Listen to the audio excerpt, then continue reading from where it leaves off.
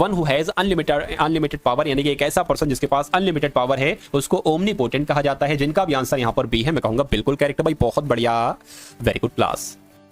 यहां पर अगर बात करें साथियों, अब आपके सामने रीजनिंग के क्वेश्चन आएंगे। पूरे साथियों रीजनिंग के कितने क्वेश्चंस आपके सामने आएंगे? पूरे साथियों 20 क्वेश्चन आएंगे, और उसके बाद हम लोग साथियों मैथ के इंपॉर्टेंट क्वेश्चंस देखेंगे, ठीक है ना। तो पहला रीजनिंग का क्वेश्चन आपके स्क्रीन पर है, देखिए अगर ऐसे क्वेश्चंस आते हैं, हूबहू यही 20 सवाल आ जाते हैं, तो आप कितने क्वेश्चन बिल्कुल सही कर पाते हैं। तो पहला सवाल है साथियों, आपको यहां पर कहा गया है कि प्लस का अर्थ माइनस है, तो यहां पर हम लिख लेते हैं साथियों कि प्लस जहां पर होगा वहां पर माइनस लिखना है, और जहां पर माइनस होगा वहां पर क्या लिखना है? वहां पर गुणा लिखना है, और जहां पर गुणा होगा वहां पर भाग लिखना है, और जहां पर भाग होगा वहां पर साथियों प्लस लिखना है, ठीक है। अब यहां पर अगर बात करें साथियों क्या क्या संख्या देखिए, 41 है, 18 है, 7 है, 322 है, उसके अलावा साथियों 23 है। अब यहां पर भाग है, भाग की जगह पर हमें क्या लिखना है? प्लस लिखना है, तो हम प्लस लिख देंगे। माइनस की जगह पर क्या लिखना है? गुणा लिखना है, तो गुणा लिख दिया। प्लस की जगह पर साथियों माइनस है, माइनस हो गया, और गुणा की जगह पर क्या है? भाग हो गया। तो अब आपको मालूम होना चाहिए कि सबसे पहले साथियों आपका भाग सॉल्व होता है, तो 23 की भाग अगर 322 से करें तो क्या कट पाएगा? देखिए 23 से कम 23 हो जाएगा, ठीक है।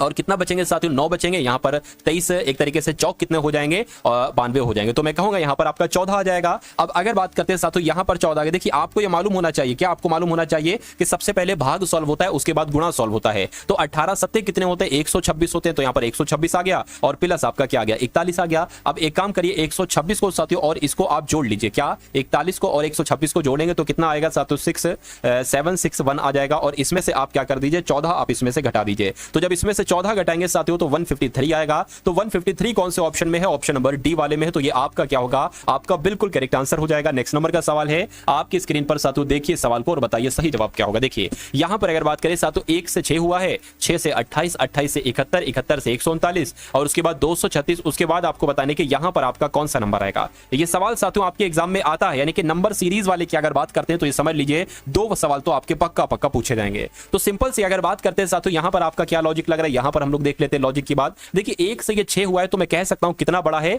इसको यहां पर साथियों लिख लेते हैं बड़ा बड़ा। देखिए 1 हो गया, 6 हो गया, और ये आपका 28 हो गया, और ये 71 आपका बड़ा उसके बाद हुआ है, और उसके बाद 139 हुआ है, और उसके बाद 236 हुआ है। आपको बताने कि यहां पर क्या नंबर आएगा। अब अगर बात करें इसमें साथियों ये कितना बड़ा, देखिए भाई साहब ये 5 बड़ा है, 5 बड़ा है। 6 से 28 हुआ है, कितना बड़ा है साथियों? 22 बड़ा है। 28 से 71 हुआ है, कितना बड़ा? इधर 3 आ जाएगा आपका, ठीक है, 3 आ जाएगा, मतलब 71 में से, सॉरी 28 में से एक तरीके से ऐसे कह लो कि 28 में कितना जोड़े कि 71 आ जाए, तो साथियों 3 और आपके क्या आ जाएगा? 4 आ जाएगा। 71 में कितना जोड़े साथियों? 139 आ जाए, तो साथियों 68 आ जाएगा, और 139 से 236 हुआ है, कितना साथियों प्लस हुआ है? 97 हुआ है। अब आपको बताने कि यहां पर क्या नंबर लिखेंगे जो फिर एक 236 में से जोड़ेंगे कि हमें यहां पर वाला नंबर प्राप्त हो जाए। अभी मामला नहीं बना साथियों, तो एक बार और कर लेंगे। 5 से 22 हुआ है, तो कितना बड़ा है साथियों? 17 बड़ा है। 22 से 43 हुआ है, कितना बड़ा है? 21 बड़ा है। और 43 से 68 हुआ है, कितना बड़ा है? 25 बड़ा है। और 68 से 97 हुआ है साथियों 29, यहां पर बड़ा। इतनी बात आपको समझ में आ गई होगी।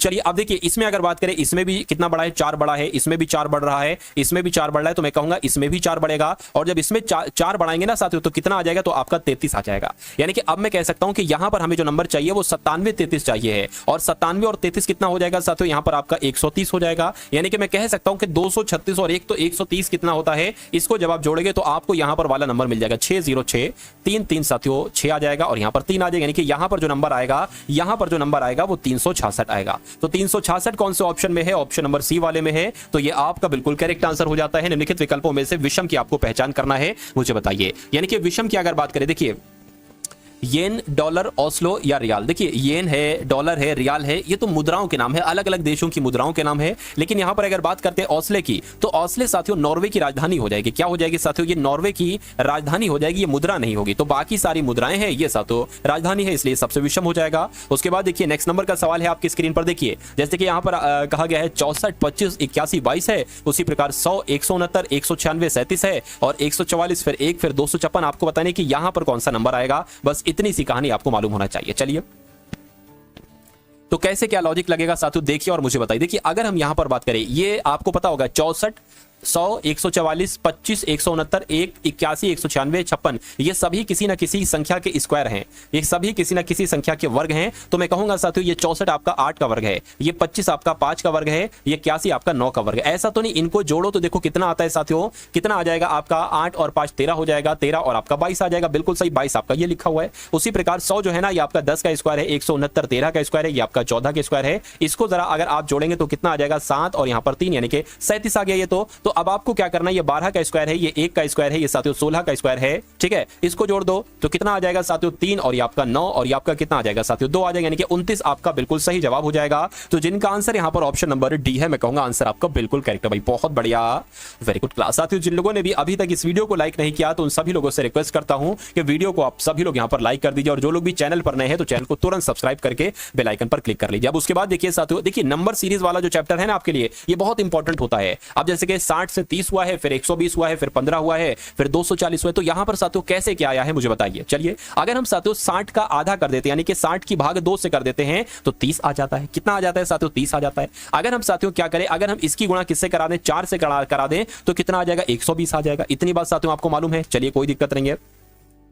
अब अगर साथियों बात करिएगा, एक काम करें, इसमें एक और कोई लॉजिक लग सकता है साथियों क्या, देखिए इसमें अगर साथियों ऐसे हम लोग करने की कोशिश करें, कैसे हम लोग करने की कोशिश करें, अगर ऐसे ही सवाल को करें कि भाई 30 का एक तरीके से 60 का दुगना हो गया ये 120, और 120 का दुगना हो गया 240, उसी प्रकार साथियों 30 का आधा हो गया 15, और 15 का आधा क्या होता है 7.5 होता है। तो 7.5 कैसे लिखा जाता है, ऐसे लिखा जाता है। तो ये कहां पर लिखा हुआ है साथियों, ये तो आपका हो सकता है ये ऐसे 712 नहीं हो, ये साथियों ऐसे लिखा होता है। कभी कभी टाइप करते ना तो वो 712 करके आ जाता है। तो कोई बात नहीं साथियों, राइट आंसर आपका 7 सही 1/2 आ जाएगा यहां पर, ठीक है। उसके बाद देखिए अगला सवाल है आपकी स्क्रीन पर कि PUNCTUAL को 4781965 लिखा जाता है, तो आपको बताना है LUNA को क्या लिखा जाएगा। ऐसा तो नहीं साथियों LUNA का कोड हमको यहीं पर मिल रहा हो, L का कोड यहां पर 5 है तो क्या L की जगह पर 5 आ जाएगा। U का कोड क्या है, U का कोड साथियों 7 है तो यहां पर 7 आ जाएगा। N का कोड क्या है, N का कोड ये है, ठीक है। N का कोड साथियों क्या हो गया 8 हो गया, तो 8 आ जाएगा। और एक तरीके से बात करें A का कोड कहां पर, A का कोड आपका ये हो जाएगा 6, तो क्या 5786 कहीं पर लिखा हुआ है, मैं कहूंगा बिल्कुल 5786 लिखा हुआ है। कौन से ऑप्शन में लिखा हुआ है, ऑप्शन नंबर सी में लिखा हुआ है। तो ये क्या होगा, यही आपका बिल्कुल करेक्ट आंसर हो जाएगा। उसके बाद देखिए अगला सवाल है आपकी स्क्रीन पर, देखिए और मुझे बताइए सही जवाब क्या होगा। कहने की एक तस्वीर में एक महिला की ओर एक तस्वीर है, ठीक है, इसमें महिला है, इस महिला का इशारा करते हुए राजेश कहता है, राजेश क्या कहता है, मान लीजिए राजेश आप हैं, राजेश कहता है कि उसके नाना यानी कि इसके नाना, तो इसके नाना कौन होंगे, इनकी कोई माता जी होंगी और इनके कोई साथियों पिताजी होंगे, ठीक है ना। उनके नाना की एकमात्र पुत्री कौन होंगी, इस महिला की मां होंगी। तो एकमात्र पुत्री मेरी पत्नी, यानी कि ये जो है ना ये साथियों राजेश की अगर बात करें पत्नी है, राजेश की पत्नी है ये, राजेश की पत्नी। तो मैं कहूंगा ये कौन होगी, राजेश की बेटी होगी। तो बेटी कहां पर लिखा हुआ है साथियों, अच्छा पूछा क्या गया, देखिए राजेश उस महिला से किस प्रकार संबंधित है, यानी कि ये महिला क्या कहेंगी साथियों, तो पिता कहेंगी, ठीक है ना, पिता कहेंगी। जहां पर से आता है ना, और से पहले जो वर्ड लिखा होता है आपको देखना है कि ये वर्ड क्या कहेगा इसको। तो महिला क्या कहेगी, महिला तो पिता कहेगी, तो पिता आपका क्या होगा, पिता आपका बिल्कुल करेक्ट आंसर हो जाएगा। उसके बाद देखिए नेक्स्ट नंबर का सवाल है आपकी स्क्रीन पर, देखिए अब यहां पर देखिए मैं आपको हर एक कॉन्सेप्ट क्लियर कर दूंगा। जो भी एमटीएस एग्जाम में रीजनिंग के सेक्शन में जितने भी कॉन्सेप्ट आते हैं, जितने भी क्वेश्चंस आते हैं, सब कुछ साथियों मैं आपको कवर कर दूंगा। फिर मेरा मानना है कि आपके जो साथियों 20 सवाल आते हैं रीजनिंग के, 20 में से 20 आप करके बिल्कुल सही आएंगे। लेकिन आपको भी पता है साथियों इस बार क्वालिफाइंग नेचर का है, तो अब सिर्फ साथियों क्वालिफाइंग आपको यहां पर करना होगा। खैर कोई दिक्कत नहीं है। चलिए अब अगर बात करते हैं साथियों NUMBER को क्या लिखा जा सकता है, UNBMRE लिखा जा सकता है। तो उसी प्रकार GHOST को क्या लिखा जा सकता है, ये आपको यहां पर साथियों बताने। देखिए यहां पर अगर बात करें जो यहां पर लेटर हैं भाई, वही लेटर तो यहां पर आपको दिख रहा है, बस इधर के उधर उधर के इधर कर दिए गए हैं। कैसे कर दिए गए हैं मुझे लग रहा है साथियों, देखिए मान लीजिए ये वर्ड में यहां पर लिख लूं UNBM, उसके बाद साथियों R, उसके बाद E, ठीक है। अगर मैंने साथियों ये वर्ड क्या किया, ये वर्ड मैंने अगर साथियों मान लीजिए यहां पर लिख लिए, तो अब अगर साथियों बात करते हैं उसके बाद देखिए ये N यहां पर आ गया, ये U यहां पर आ गया, ये M यहां पर आ गया, ये B यहां पर आ गया, ये E यहां पर आ गया, ये R यहां पर आ गया। तो अब यहां पर भी यही करना होगा साथियों, क्या H यहां पर आ जाएगा और G आपका यहां पर आ जाएगा, ठीक है ना। इतनी बात आपको समझ में आ गई, चलिए कोई दिक्कत नहीं। एस आपका यहां पर आ जाएगा और ओ आपका यहां पर है, और टी जहां पर है वो टी वहीं पर रहेगा। तो ऐसा कहां पर लिखा हुआ है कि HGSOT कहां पर लिखा हुआ, मैं कहूंगा ऑप्शन नंबर ए में लिखा हुआ है। तो ये क्या होगा, ये आपका बिल्कुल करेक्ट आंसर हो जाता है भाई, बहुत बढ़िया, वेरी गुड क्लास। अगला सवाल है आपकी स्क्रीन पर, ऐसा भी कॉन्सेप्ट आपके सामने आएगा कि BVU के बाद ZXQ आता है, उसके बाद XZM आता है, फिर VBI आता है, उसके बाद TDE आता है, उसके बाद आपको बताना है कि कौन से 3 लेटर आएंगे। तो अगर बात करते हैं साथ, इसमें देखिए लॉजिक आपको मालूम करना होता है। अगर आपको लॉजिक मालूम हो गया तो कोई भी सवाल आप बहुत आराम से कर दोगे। अगर हम बात करें देखिए B की अगर बात करें, या हम Z से X की बात करें या X से V की बात करें, इनमें 2 माइनस हो रहा है, यानी कि Z से 2 घटाओगे तो X आएगा, X में 2 घटाओगे तो V आएगा, V में 2 घटाओगे तो टी आ जाएगा क्योंकि वी 22 पर होता है, टी 20 पर होता है। लेकिन अगर बी में 2 घटाओगे तो जेड आएगा। कैसे? ए हो जाएगा, ए के बाद जेड आ जाएगा। तो जाहिर सी बात है इसमें जब हम 2 घटाएंगे तो यहां पर क्या आ जाएगा? आर आ जाएगा। आर कहां पर लिखा हुआ है? एक तो यहां पर लिखा हुआ है, एक आपका यहां पर लिखा हुआ। इतनी बात आपको समझ में आ गई। अब उसके बाद एक बार और देख लेंगे। देखिए अब v से साथियों x हुआ है, तो v से x हुआ है 2 बड़ा है, x से z हुआ है 2 बड़ा है, x z से b हुआ यानी कि a भी 2 बड़ा है और यहां पर भी 2 बड़ा है, तो यहां पर भी मैं कहूंगा 2 बढ़ जाएगा। तो d e और f, तो यहां पर साथियों f आ जाएगा। r f कौन से ऑप्शन में? इसमें नहीं है साथियों, इसमें है। मैं कहूंगा ये आपका क्या होगा? ये आपका बिल्कुल करेक्ट आंसर हो जाता है भाई। बहुत बढ़िया, वेरी गुड क्लास। अगर आपको ये साथियों दिख ना रहा हो तो मैं आपके लिए कुछ इंतजाम कर देता हूं। अब आपको यहां पर साथियों अच्छे तरीके से दिख रहा होगा। चलिए भाई अब अगर बात करते हैं साथियों यहां पर और इस सवाल की, देखिए यहां पर अगर बात करें कथन आपके सामने है और ऊपर कुछ नहीं लिखा हुआ है। क्या लिखा हुआ है ऊपर? वो बातें लिखी हुई हैं साथियों जो लिखा होना चाहिए थी। खैर कथन आपके सामने है और आपके सामने क्या है? आपके सामने 3 निष्कर्ष हैं। पहले आपको कथनों को पढ़ना है और इन कथनों के अकॉर्डिंग आपको बताने के कौन कौन से निष्कर्ष सही है। देखिए कहेंगे कुछ पहाड़ नदियां हैं, मान लेते हैं साथियों ये क्या हो जाएंगी? ये आपकी पहाड़ हो गई। और मैं कहूंगा कुछ पहाड़ नदियां यानी कि इतनी पहाड़ क्या हो जाएंगी? ये नदियां हो जाएंगी। तो इतनी पहाड़ साथियों क्या हो गई? इतनी पहाड़ नदियां होंगी। ठीक है।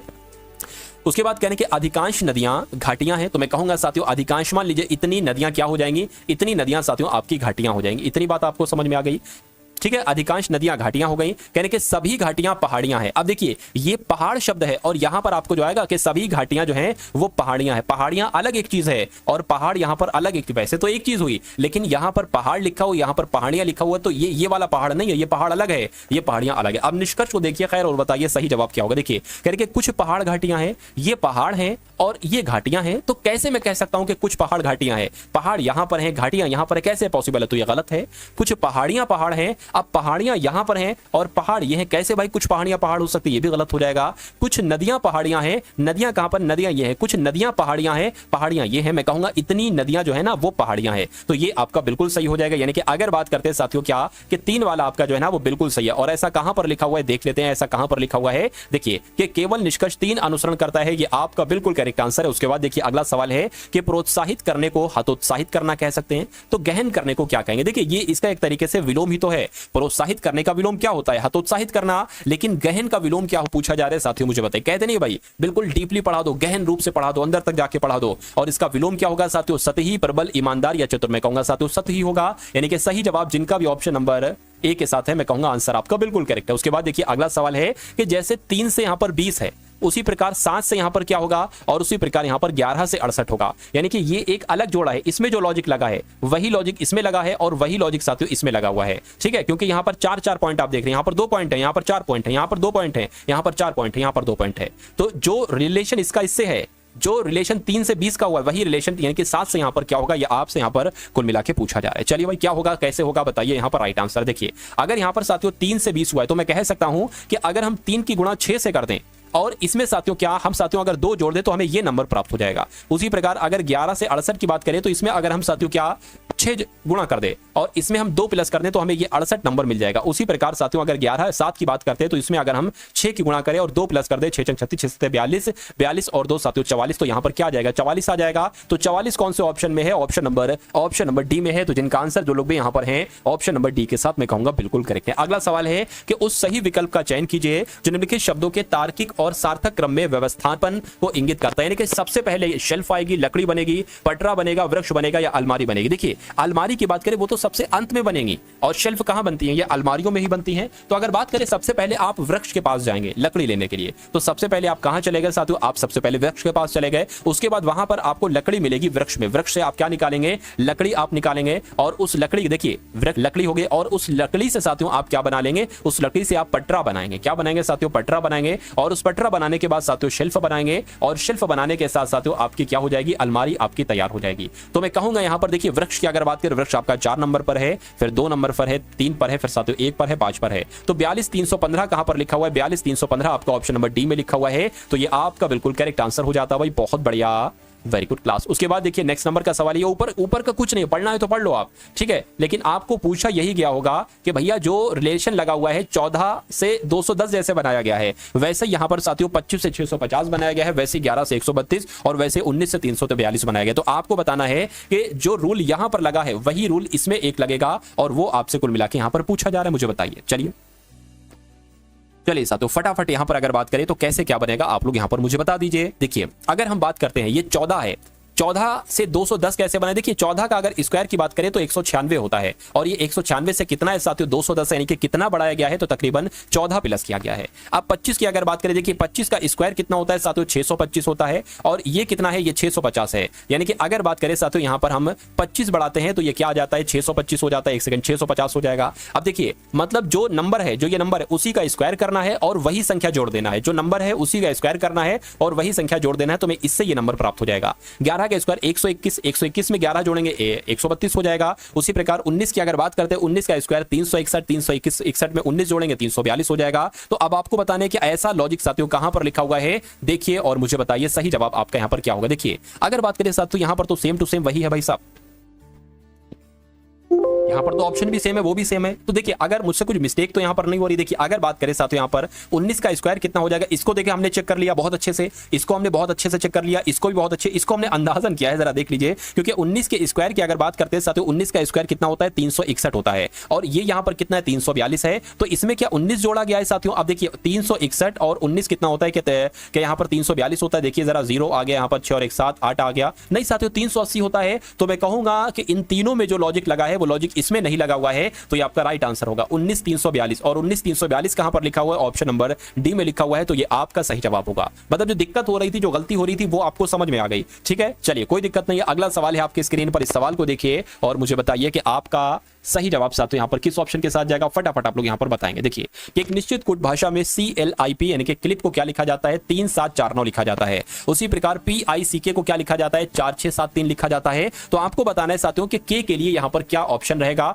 मुझे बताइए। देखिए यहां पर अगर बात करें CLIP, इसके लिए किसका इस्तेमाल किया गया? 3749 का इस्तेमाल किया गया है। उसी प्रकार PIC के लिए किसका इस्तेमाल किया गया? 4673 का इस्तेमाल किया गया। और आपसे कहा जा रहा है कि के लिए क्या होगा। देखिए के यहां पर है, यहां पर नहीं है के यहां पर है। तो के का कोड हो सकता हो 4 भी हो सकता हो 3 भी हो सकता हो 7 भी हो, और हो सकता हो साथियों 3 भी हो, 7 भी, 6 भी, 4 भी, कुछ भी हो सकता है कोड। ठीक है, अब देखिए यहां पर सी है और यहां पर सी है, यहां पर एल है, यहां पर एल नहीं है, एल नहीं है ना, बिल्कुल नहीं है। यहां पर आई है, यहां पर आई है। तो मैं कहूंगा साथियों, मैं क्या कहूंगा, इसमें जो सेम होगा वो आंसर नहीं हो सकता। सेम क्या है? 3 इसमें सेम है, तो 3 आंसर नहीं हो सकता, ये कट गया। इसमें पी है, इसमें पी है, ठीक है ना। तो पीपी सेम क्या क्या है भाई साहब? पीपी अगर बात करें तो पीपी जरूरी नहीं। देखिए 4 तो 4 आंसर नहीं हो सकता, 4 आंसर नहीं हो सकता। और क्या सेम है? पी हो गया, और उसके अलावा साथियों आई है ना, आई सेम है। आई की अगर बात करें और क्या सेम है? देखिए 7 सेम है, तो ये भी आंसर नहीं हो सकता, ये भी नहीं। अब बचा क्या साथियों? 6 बचा। तो 6 आपका क्या होगा? 6 आपका राइट आंसर हो जाएगा, क्योंकि 4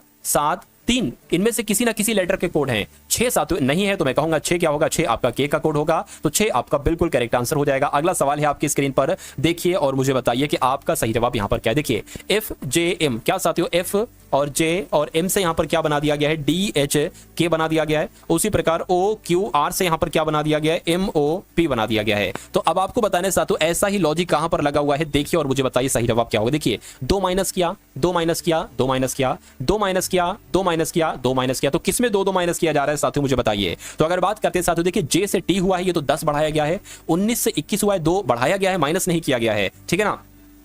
हमें 2 माइनस वाला चाहिए। L से K हो गया, 1 माइनस किया गया, 2 करना चाहिए। N से L हुआ है, 2 माइनस किया। T से R हुआ, 2 माइनस किया। W से हुआ, 2 माइनस किया, यानी कि D आपका क्या होगा? D आपका बिल्कुल करेक्ट आंसर हो जाएगा। अगला सवाल है आपकी स्क्रीन पर, देखिए और मुझे बताइए कि आपका सही जवाब क्या हो सकता है। कि देखिए 4 संख्या युग्म दिए गए हैं, जिनमें से 3 किसी प्रकार से समान है और 1 भिन्न है। तो उस भिन्न वाले का आपको क्या करना है साथियों? चयन करना है, मुझे बताइए। चलिए अगर बात करें साथियों 15 से 225 कैसे बनाए? अरे भाई ये इसका स्क्वायर है, 15 का स्क्वायर है 225, 19 का स्क्वायर होता है 361, 9 का स्क्वायर होता है 81, लेकिन 4 का स्क्वायर नहीं होता है 64, 4 का क्यूब होता है। तो यहां पर सबसे अलग क्या है? सबसे अलग आपका ऑप्शन नंबर डी है, और डी है तो ये आपका क्या होगा? ये आपका बिल्कुल करेक्ट आंसर हो जाता है भाई। बहुत बढ़िया, वेरी गुड क्लास। इसका क्या करता हूं साथियों, इसको मैं एक तरीके से हटा देता हूं। देखिए अब यहां पर सवाल आपके लिए बड़ा हो गया तो आपको थोड़ा देखने में आसानी पड़ रही होगी। 4 से 19 कैसे बनाया गया है, 11 से 124 कैसे बनाया गया है, ये आपसे पूछा जा रहा है, ठीक है ना। देखिए अगर हम साथियों इस देख लीजिए 4 है, 4 से 19 कैसे बनाएगा? मान लीजिए 4 का अगर हम स्क्वायर कर देते हैं तो क्या आ जाएगा? 16 आ जाएगा,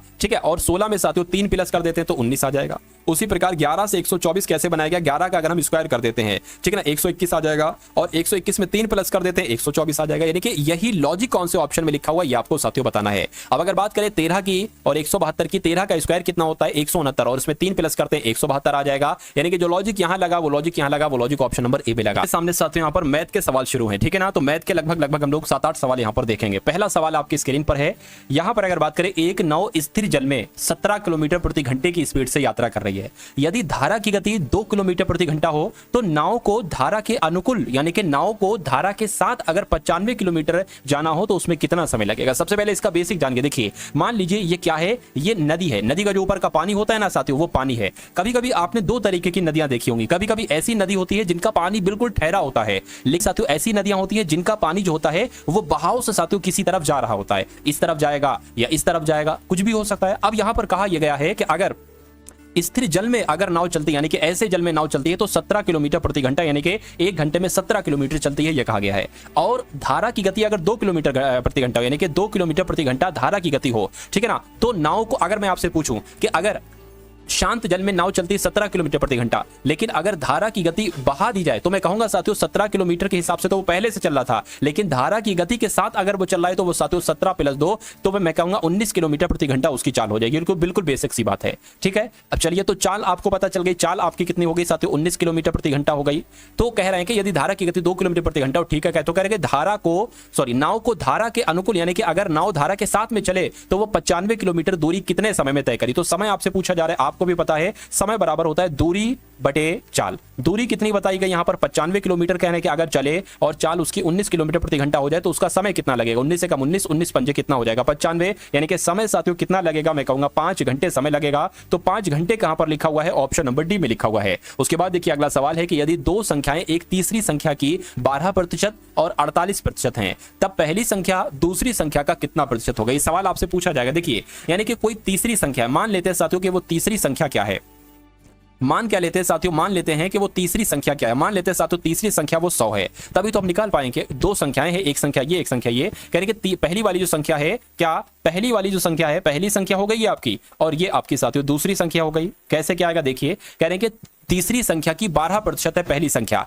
तो अगर हम 100 की यानी कि इसकी तीसरी संख्या यही, तो तीसरी संख्या का 12% निकालेंगे तो कितना निकलेगा, 100 से 100 कैंसिल हो जाएगा, 12 निकलेगा, यानी कि पहली संख्या 12 आ गई। तो उसी प्रकार दूसरी संख्या, तीसरी संख्या का 48% है, तीसरी संख्या 100 है, यानी कि 100 का 48% है, तो ये आ जाएगा। तो मैं कहूंगा तीसरी संख्या आपकी 48 हो जाएगी। तो कहने के बताइए पहली संख्या दूसरी संख्या का कितना प्रतिशत है। तो मैं कहूंगा साथियों, मैं क्या कहूंगा, मैं कहूंगा पहली संख्या 12 है, पहली संख्या 12, ये दूसरी संख्या का कितना प्रतिशत होगा, तो इतना प्रतिशत हो सकता है। इसको कैलकुलेट कर डालिए साथियों, 12 कम 12, 12 चौक 48 और 4 को 25 से कट करोगे तो यहां पर 25 आ जाएगा। तो साथियों 25% आपका क्या होगा, आपका बिल्कुल सही जवाब हो जाएगा। उसके बाद देखिए नेक्स्ट नंबर का सवाल है आपकी स्क्रीन पर।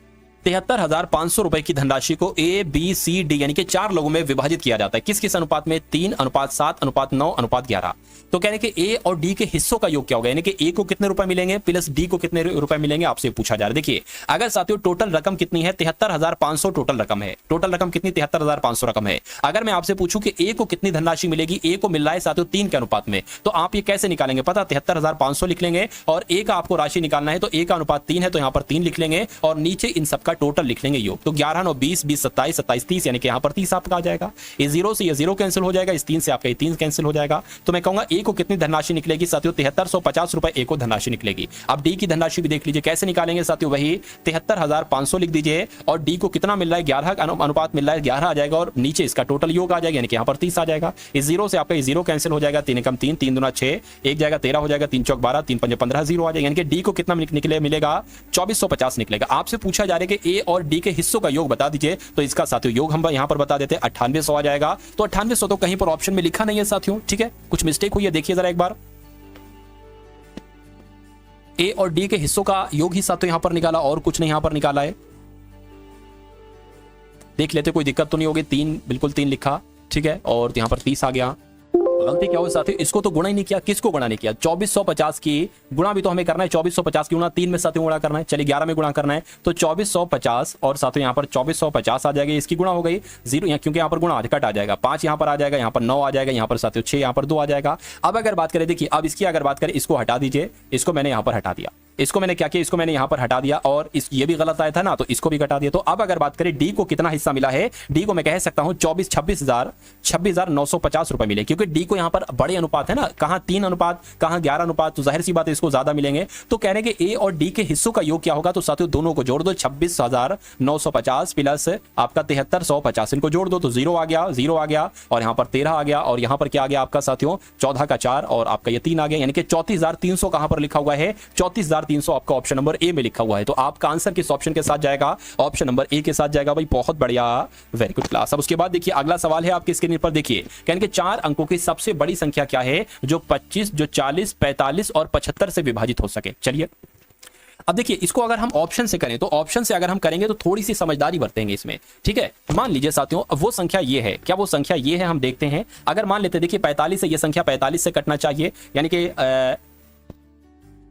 ठीक है। अगर हम इसको 5 से 5 नीम 45 हो जाएगा और यहां पर क्या हो जाएगा 5 एकम 5 4 जाएगा, 5 नीम 45 हो जाएगा और यहां पर 4 जाएगा, 5 अट्ठे 40 0 आ जाएगा। क्या ये 9 से कट होगी साथियों, देखिए जरा 9 9 दूना 18, बिल्कुल साथियों कट हो गई, ये तो कट हो गई, चलिए कोई दिक्कत नहीं। क्या 40 से कट हो जाएगी, 40 से भी कट हो जाएगी। क्या 75 से भी साथियों ये कट हो जाएगी, देखिए जरा 75 से अगर बात करें 75 से, तो अगर बात करें यहाँ पर 5 एकम 5 हो जाएगा और 5 पंजे 25 हो जाएगा, 5 एकम 5 हो गया, यहाँ पर कुल मिला के क्या आ जाएगा 1980 आ जाएगा, 1980, ठीक है ये वाला। 3 से अगर कट करें 3 पंजे 15 हो जाएगा, 3 पंजे 15, 3 छंग 18 हो जाएगा और 3 छंग 18 हो जाएगी, ये साथियों 5 से भी कट हो जाएगी।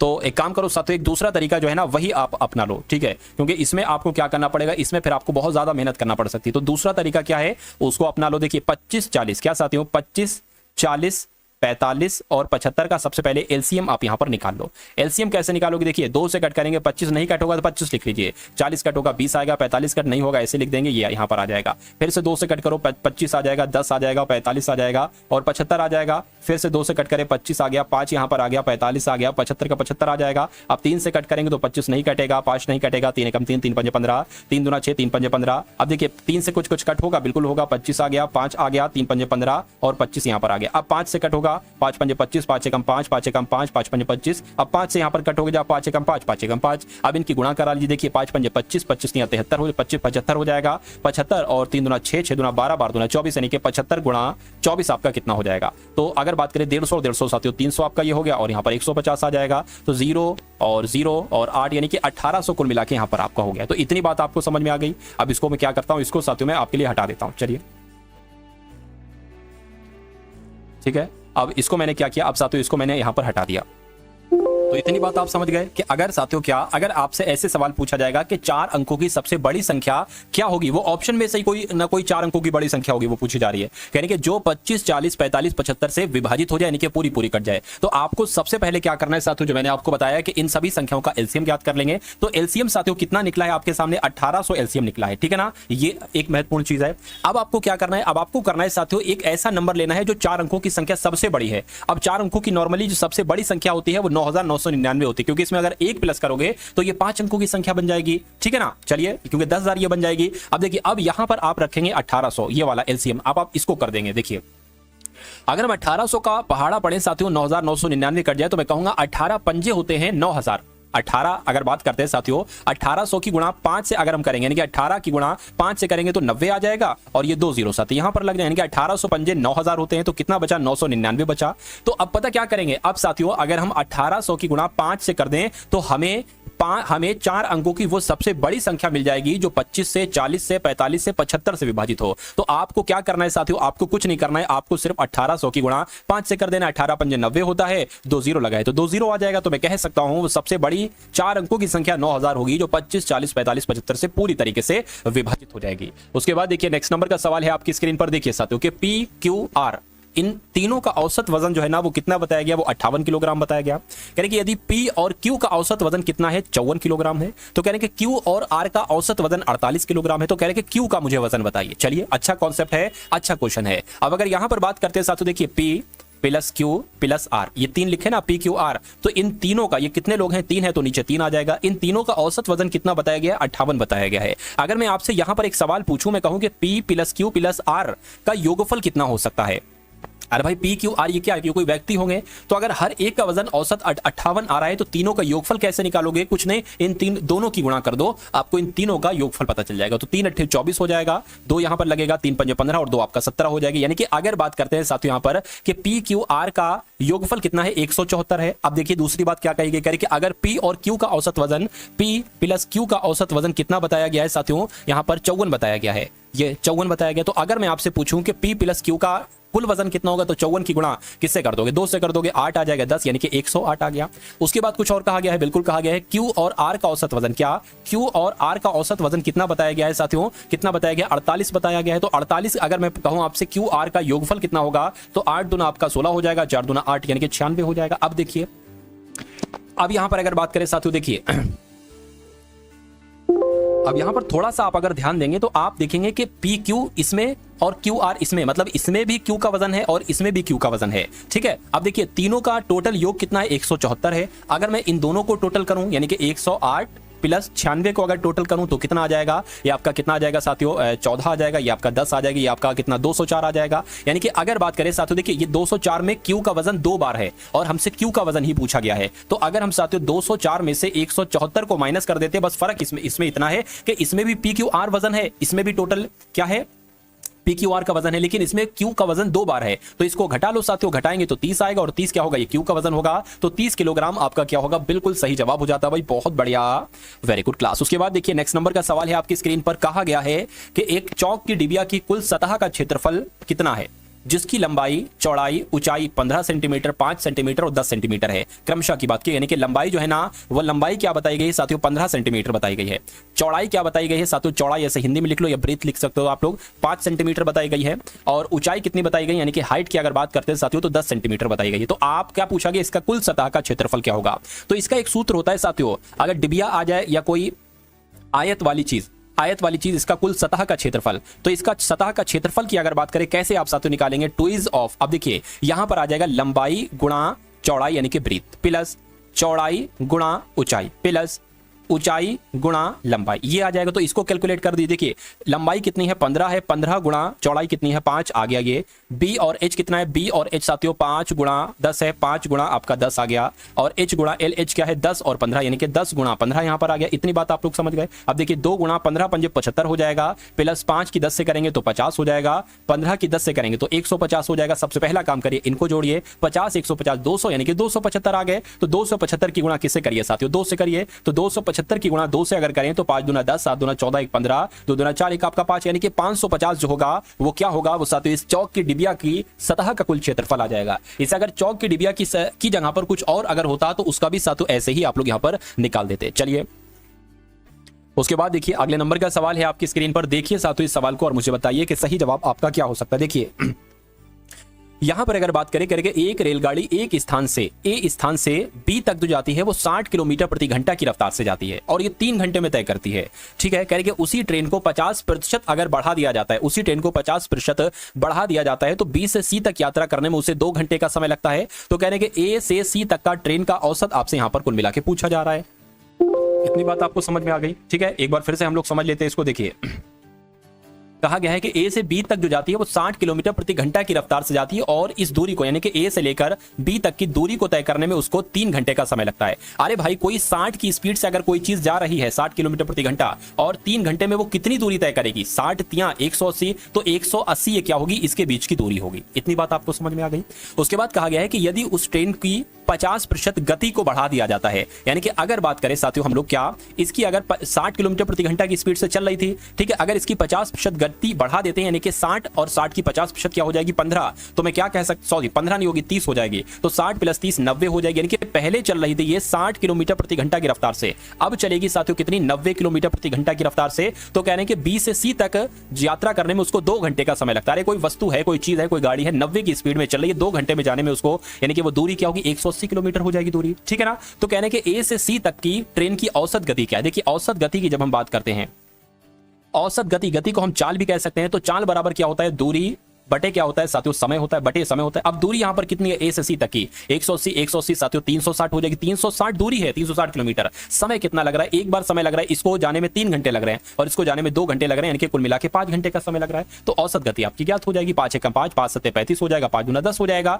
तो मैं कहूंगा साथियों 72 किलोमीटर प्रति घंटा ये उसकी औसत गति होगी। राइट आंसर, जिनका भी जो लोग भी यहां पर ऑप्शन नंबर डी के साथ है, मैं कहूंगा आंसर आपका बिल्कुल करेक्ट है। चलिए भाई उसके बाद देख लीजिए, अगला सवाल है कि जब किसी संख्या में 55 को घटाया जाता है तो वह घटकर स्वयं की खुद की 80% हो जाती है। तो कह रहे हैं मूल संख्या का 4/5वां भाग क्या होगा। अरे मूल संख्या तो ज्ञात करो, उसका 4/5वां भी ज्ञात हो जाएगा, क्या जल्दी है। अब कह रहे कि जब किसी संख्या में से 55 घटाया जाता है, हम मान लेते हैं कि वो संख्या क्या हो जाएगी, वो संख्या x हो जाएगी। तो अगर x में से उस संख्या में से 55 को घटाया जाता है, 55 हमने यहां पर घटा लिया, कुछ भी संख्या मान लो, ऐसा नहीं x माने y मान लो, a मान लो, b मान लो, कुछ मान लो, a मान लो, यहां पर क्या दिक्कत है, इसको a कर लो। यानी कि a में से अगर, यानी कि किसी संख्या में से अगर 55 को घटाया जाता है तो अगर बात करते हैं वो संख्या स्वयं की यानी कि खुद की 80% हो जाती है, यानी कि खुद की 80% हो गई तो हमने 80% यानी कि 80/100 हो जाएगा। ठीक है ना, इतनी बात समझ में आ गई। अब यहां पर से a का मान निकल जाएगा बहुत आसानी से, और a क्या होगा, a साथियों वो मूल संख्या होगी आपकी। चलिए अब अगर बात करें 20 चौक 80, 20 पंजे आपका आ जाएगा। यानी कि अब अगर 5 की गुणा a से करेंगे तो 5a माइनस 5 की गुणा 55 से करेंगे तो कितना आ जाएगा साथियों, देखिए 5 पंजे 25 और यहां पर साथियों 27 आ जाएगा, यानी कि कितना आ गया 275 आ गया। बराबर अगर बात करें ये आपका 4a आ गया। अब 5a ये है, 4a ये है, यानी कि 5a में से अगर 4a को घटा देते हैं तो 275 यहां पर आपका आ जाता है। तो 5a में से 4a जाएगा, कितना बचेगा साथियों, a बचेगा, यानी कि a का मान कितना आ गया है, 275 आ गया है।